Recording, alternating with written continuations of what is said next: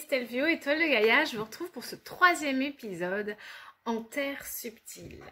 Bienvenue en Terre subtile. Alors aujourd'hui, je voudrais vous parler dans ce troisième épisode de la source, de l'origine de vos blessures émotionnelles. Puisque en tant qu'être incarné sur cette Terre, dans cette troisième dimension, vous êtes venu travailler, vous êtes venu pour évoluer, pour travailler une évolution. Lors de ce choix d'incarnation, vous avez donc choisi des défis à relever, des choses à venir dépasser.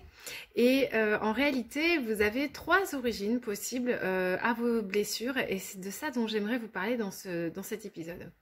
Alors, la première source possible de vos blessures, ce sont des blessures qui sont liées à ce qu'on appelle le karma, donc les vies karmiques.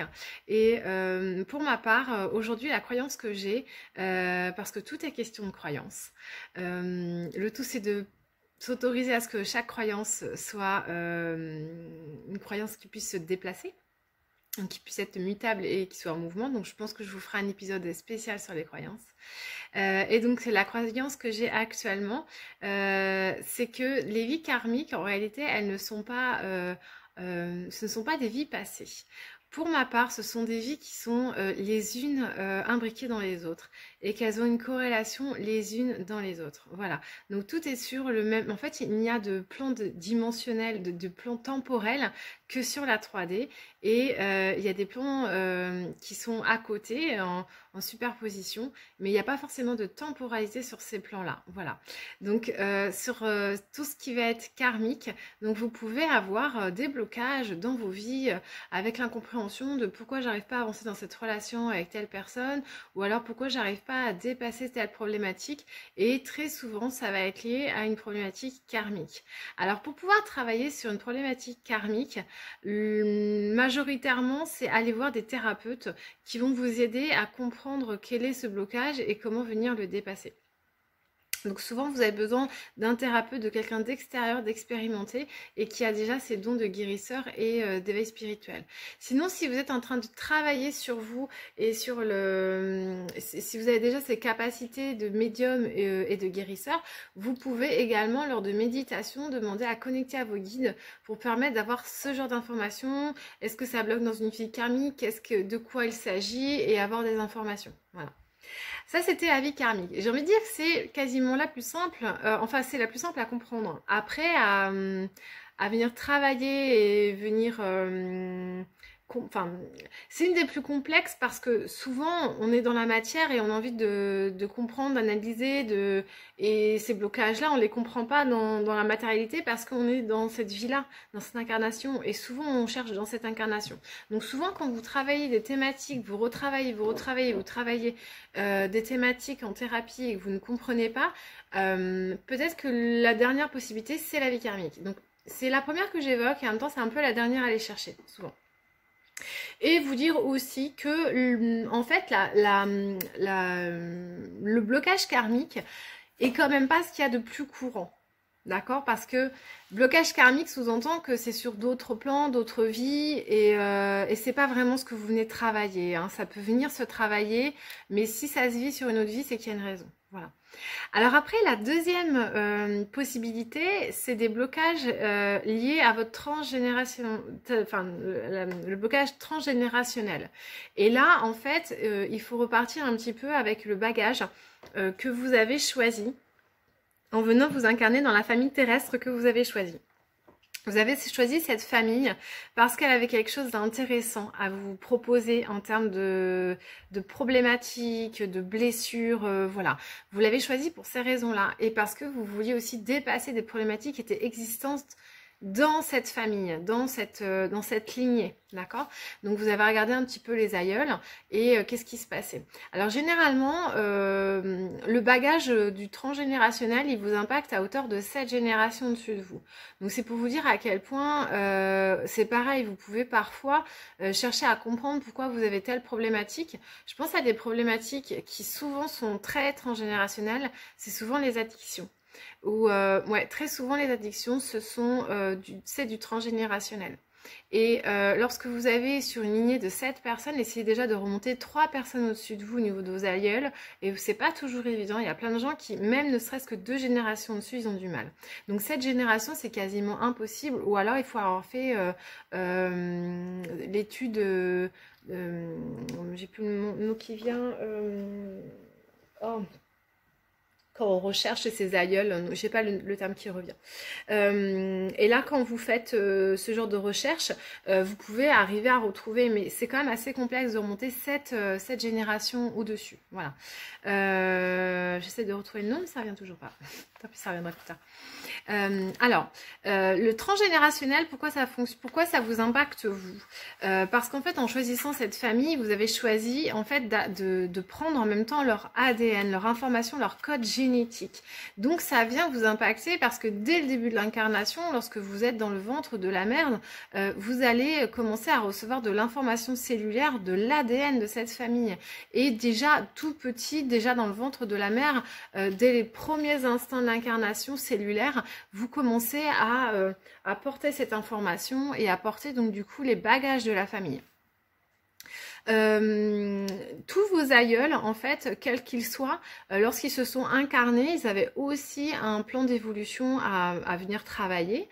Et ce plan d'évolution, il n'a pas toujours été abouti. Vous-même, lorsque vous repartirez à la source, peut-être que vous n'aurez pas fini d'incarner ou de travailler l'évolution que vous aviez choisie. Donc, pour cette raison-là, en fonction de ce qu'ont fait vos aïeuls, eh bien, vous allez venir le porter. Vous allez le porter aussi dans votre énergie. Donc un aïeul qui n'aurait pas abouti quelque chose pourrait choisir va de toutes les façons vous laisser ce bagage-là à travailler. Donc voilà. Donc c'est important de connaître toutes ces dimensions-là. Si vous faites partie, si vous avez choisi une vie où vous n'avez pas connu votre famille génétique, si vous avez été adopté, si vous avez été abandonné à la naissance, ou pour plein d'autres raisons, hein, il y a énormément de raisons qui peuvent faire que vous ne connaissez pas votre famille génétique, bah c'est ok, ça va être un petit peu comme de la vie karmique finalement. Vous pourriez avoir des blocages parce que quand on a des problématiques karmiques, faut aller voir des thérapeutes et remonter, mais on avance un peu à l'aveugle finalement. Et ben si vous êtes aussi dans cette, si vous avez un manque d'informations sur votre famille, même au premier niveau, papa, maman, frères et sœurs, vous pouvez très bien travailler avec des thérapeutes aussi, notamment des médiums qui pourront retrouver des informations et qui pourront vous aider dans votre plan d'évolution pour déplacer vos blocages émotionnels. Voilà. Et puis le troisième, celui que j'ai gardé pour la fin, ce sont des blocages qui vont vraiment être liés à cette vie-ci, celle que vous êtes en train d'incarner actuellement. Et pour moi, ce sont vraiment ceux que vous aurez le plus à travailler. J'ai envie de dire, les deux premiers que j'ai évoqués, bien sûr, vous en aurez et il faut avoir conscience que vous pouvez avoir des problématiques liées à ça, mais c'est pas du tout ce que vous aurez en majorité. On va dire que le dispatch, c'est que 70%, 80%, parfois même 90%, ça reste quand même des problématiques liées à cette incarnation puisque c'est ce que vous êtes venu travailler et libérer. Alors, lorsque vous êtes une jeune âme, que vous arrivez sur Terre, vous êtes une âme pure et vous avez des dons, des talents innés, et puis vous êtes une source d'information pure. Et lorsque vous allez évoluer dans cette vie, avec votre famille, les rencontres que vous allez faire, vous allez avoir des défis à dépasser. Donc, vous allez avoir des blessures, des failles, on va avoir des épreuves, vous allez avoir des épreuves, et tout ça, ça va venir endommager votre empreinte énergétique, vos corps énergétiques. Alors lorsque vous êtes tombé enfant, lors de vos apprentissages de la marche, du vélo ou bien d'autres, lorsque vous avez fait du sport, enfin enfant on bouge beaucoup, vous avez certainement eu des blessures au coude, au genou, au nez, au menton, enfin voilà, plein de petites blessures qu'on a tous eues, qu'on a tous connues.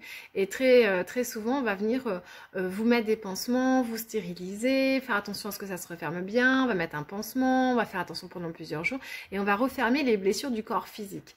Il s'avère que vous avez aussi eu des blessures dans le corps émotionnel. Et ces blessures-là, elles ne se voient pas, elles sont invisibles puisqu'elles sont sur la troisième couche du corps énergétique. Et comme elles sont invisibles, on y prend beaucoup. Bah, c'est plus compliqué d'en prendre soin.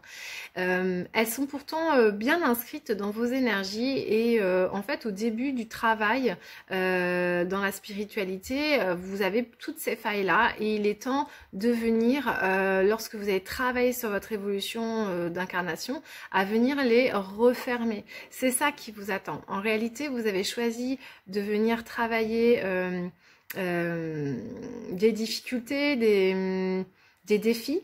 Et ces défis, en fait, tout ce que les gens, on peut vous faire ressentir vos blessures d'abandon, de rejet, de trahison, d'humiliation et d'injustice. Elles ont été choisies par votre âme à la source et vous êtes venus là pour venir les dépasser et les transmuter en force. Et ces forces-là, c'est ce qui va faire de vous un être conscient, éveillé et beaucoup plus évolué. Voilà. Donc c'est ça que vous êtes venu faire et voilà la raison de toutes ces blessures. Alors oui, je sais, on n'a pas tous les mêmes blessures, on n'est pas tous au même niveau de difficulté, mais en fait ça dépend de vous, de ce que vous êtes prêt à vivre et de ce que vous avez choisi de vivre. Alors même les plus compliqués, je le sais, parce que j'en ai beaucoup en thérapie, en cabinet, mais je vous assure qu'elles sont toutes, on peut toutes les transformer en force. Parfois c'est plus compliqué, ça dépend des gens, et puis on n'est pas toujours prêt à les transformer. Il y a toujours un bon moment pour faire le travail, et ça sert à rien de vouloir le forcer. Toutes les bonnes choses viennent au bon moment, voilà. Et après vous allez me dire, bah oui, mais moi j'ai déjà dépassé plein de choses, j'ai déjà travaillé plein de choses, et puis ça revient sans arrêt.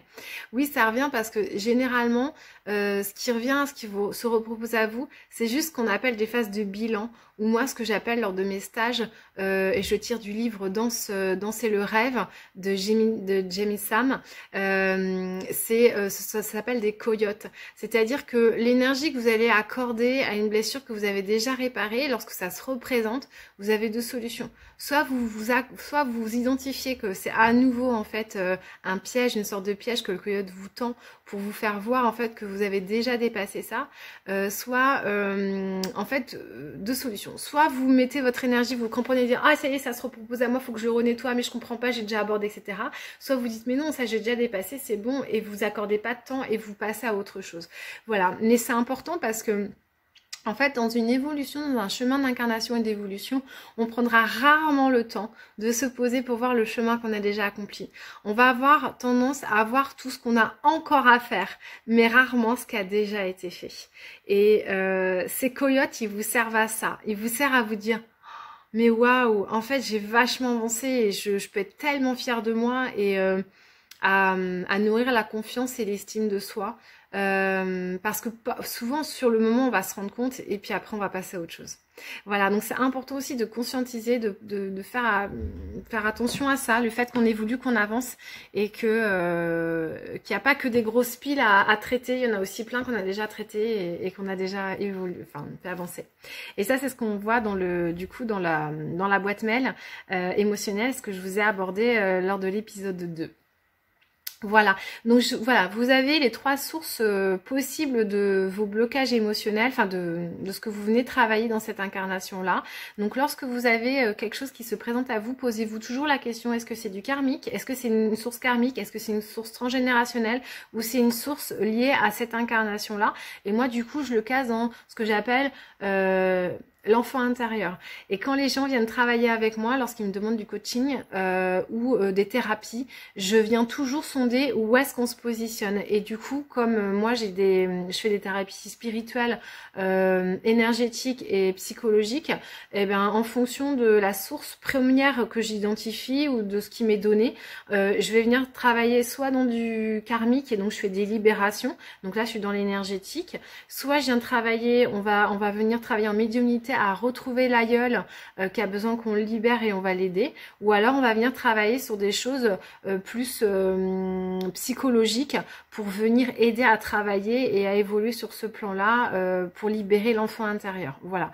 Donc ça c'est vraiment comment moi je fonctionne en thérapie avec les gens qui viennent me consulter et du coup ça avance plutôt vite en fait. On est beaucoup moins dans le cérébral. En fait moi j'ai un travail où je vais plutôt pas trop chercher à comprendre, à tout raisonner, à tout comprendre. Moi, le principal, c'est que la personne elle évolue. Voilà. Donc, on ne passera pas forcément par une étape de compréhension de ah oui, alors j'analyse, etc.